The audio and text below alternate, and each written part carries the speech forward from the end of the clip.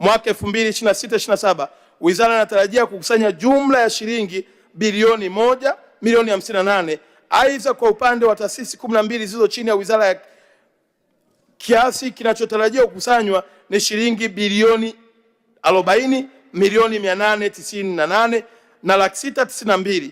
Mheshimiwa Spika, ili kutekeleza majukumu ya wizara katika mwaka wa fedha 2026/27, naomba bunge lako tukufu lilizie na kuidhinisha bajeti ya Wizara ya Habari, Utamaduni, Sanaa na Michezo kwa mwaka 2026/27 yenye jumla ya shilingi bilioni 525 milioni 327 laki 857. Kati ya bajeti hiyo shilingi bilioni 39 na milioni 71,597,000 ni kwa ajili ya mishahara, shilingi bilioni 28 na milioni 65,472,000 ni matumizi mengineyo, na miradi ya maendeleo shilingi bilioni 458 milioni 190 laki 778.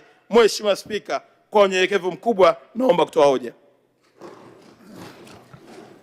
Asante Mheshimiwa Makonda, hoja imeungwa mkono. Sasa